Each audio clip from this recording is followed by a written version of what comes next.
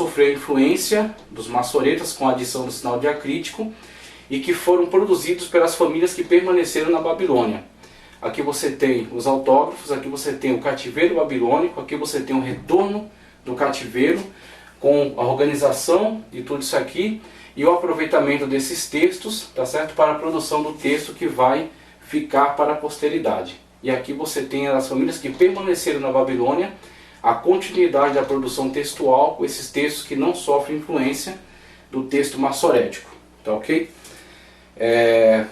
Daqui agora, do movimento daqui para cá, a JBL aqui a ascensão proto-samaritana, a recensão proto-samaritana, desenvolve-se a partir da obra de Esdras do século IV. Então, da obra construída, da obra produzida pelo escriba Esdras, juntamente com toda a sua equipe, de cópia dos textos, tá certo? De adaptação, muitas das vezes, dos textos que foram encontrados, que foram trazidos da Babilônia, com textos que foram encontrados na região, a produção do texto oficial. Você tem a proto-samaritana, a recensão proto-samaritana desenvolve-se a partir dessa obra. Então você tem as primeiras cópias que serão, depois influenciarão de modo sério o texto samaritano, que na verdade se tornou um importante texto para verificação.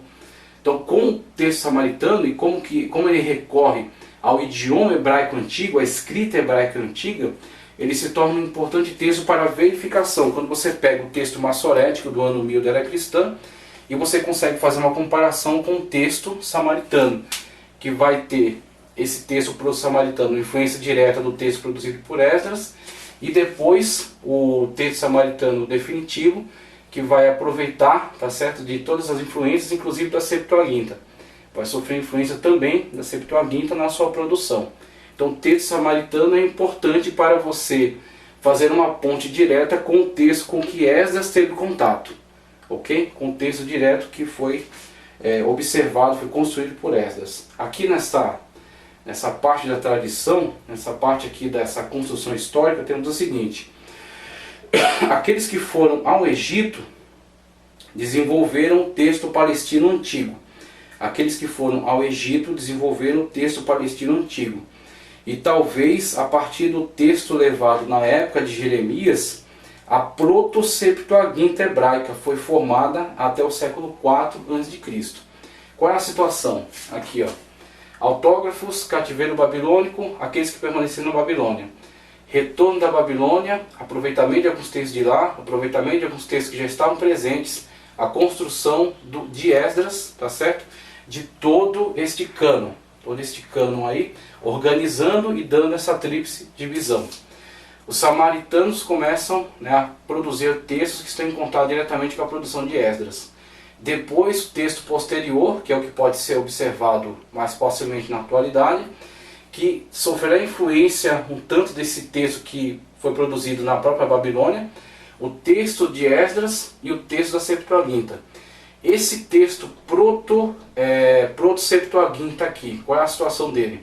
Quando você vê os relatos, principalmente da época do cativeiro, com Jeremias, você vê que Jeremias não foi para o exílio babilônico, ele permaneceu na terra, tá ok?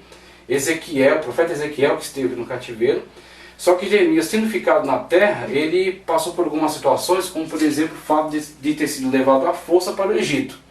Então ele foi arrastado à força para o Egito, se eu não me engano, o camarada que fez lá uma revolta contra Jeremias, ok? Não me recordo agora o nome dele, não me recordo, mas tudo bem. O governante que ficou na época encarregado pela situação, daqueles que ficaram do grande cativeiro, foi Gedalias. Ismael, se eu não me engano, o tal de Ismael, levantou-se contra esse Gedalias e organizaram ali uma comitiva e desceram para o Egito, levando Jeremias à força. Depois surge uma importante comunidade ali no Egito, ok? Então na cidade de Alexandria se desenvolve uma importante comunidade hebraica. E nela percebe-se então uma certa produção textual. Primeiro é chamada Proto-Septuaginta, ok? Então temos aí, como diz aqui, ó, aqueles que foram ao Egito desenvolveram o texto palestino antigo, e talvez a partir do texto levado da época de Jeremias. Então você tem aqueles que descem, tem alguns fragmentos de texto, tem algumas narrativas, tem algumas tradições. Então, para aquela comunidade que se instala no Egito, fugindo da situação em que ficaram aqueles que restaram do cativeiro, começou uma tradição ali, começou uma reunião de alguns textos, tá certo? Que posteriormente, com a vinda já da influência dos Ptolomeus, né, a subida de Alexandre, a derrubada do governo persa, tá ok? Então o governo babilônico, depois virá o persa, depois virá o alexandrino, o governo macedônico. Então, com a divisão da Macedônia em 4 generais, Ptolomeu ficará responsável pelo Egito. Na época do governo ptolemaico do Egito, há o interesse crescente aí para a constituição da grande biblioteca. Então é convidado aí, conforme a carta de Aristeias, né, Pseudo-Aristeias, claro que é um mito, mas serve aí para esclarecer um pouco esse interesse, né? Então são convidados alguns sábios que traduzem a Bíblia hebraica para o grego. E aí com essa tradução surge a Septuaginta. A própria palavra Septuaginta, ela faz eco a esta lenda, né, de que 72 sábios desceram para lá e produziram esses textos aí, tá ok? Produziram o texto grego da Bíblia hebraica. Inclusive, a nossa organização, em vez de seguir essa tríplice divisão dada por Esdras, ela segue a estruturação dada pela Septuaginta, tá ok? Com Pentateuco, históricos, sapienciais, profetas, ok? Então a gente segue uma divisão que foi estruturada pela Septuaginta. Então a Septuaginta, que também será aproveitada com esta posterior recensão samaritana, ok?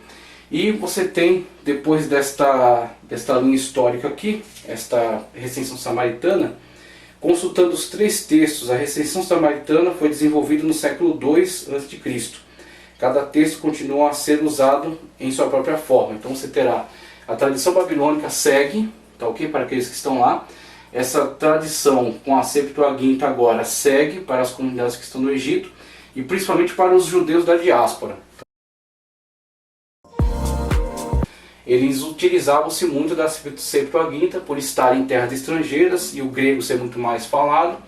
Então a Septuaginta consegue ganhar grande fama para esses judeus da diáspora, né, que são espalhados pelo mundo. E as tradições que vêm desde Esdras são muito mais utilizadas aí entre os judeus, tá certo? E os samaritanos usam a sua recensão, que aproveita então essas 3 tradições, ok? Então tem essa situação aqui. Passando aqui, comissão de padronização 100 a.C. Possível início de uma comissão de padronização usando todos os textos em 100 a.C. Então você já tem uma preocupação aí, com o texto oficial. Então o que é o texto oficial? Quais são os deslizes cometidos na tradução grega da Septuaginta? Quais são os deslizes cometidos na recensão samaritana, que não serão aproveitados? Em relação aos apócrifos, o que fazer com eles? Então você já tem uma preocupação no ano 100 a.C. com uma padronização para que se fixe os textos que são canônicos, que são sagrados. E aqui na verdade é depois de Cristo, tá? Que é DC. Aí 100, ele indica como 100, ele indica como 90. Lembrando que essas questões de data elas são muito imprecisas, né? Tem como bater o martelo e firmar uma data certa, mas pode ser começando em 90 as discussões e 100 encerrando aí, não com a reorganização, como afirma novamente, mas sim com a ratificação. Então foi ratificado que esse é o texto padrão, esses são os livros canônicos, tá ok? E a tradição é vinda de Esdras como o texto oficial. E aí temos, depois disso, você vai ter o concílio chamado Concílio de Jamnia, ok? Depois de 70, lembrando-se que em 70 depois de Cristo você tem a invasão por Tito, né? Tito invade, destrói Jerusalém. Em 135 você vai ter a grande destruição na época de Bar Koba, quando os judeus de fato são proibidos de permanecer em Israel. E Jerusalém é mudado seu nome para Aélia Capitolina, ok? Então os judeus sofrem aí o grande movimento de diáspora, que já de certa forma já existia, mas que agora torna-se muito maior, sendo os judeus proibidos de permanecer ali no território de Israel. Então você tem com isso os maçoretas que vão se encarregar, algumas famílias vão se instalar em Tiberíades, outras na Babilônia, Então vão ficar encarregados aí da organização, da adaptação desses textos que eram apenas consonantais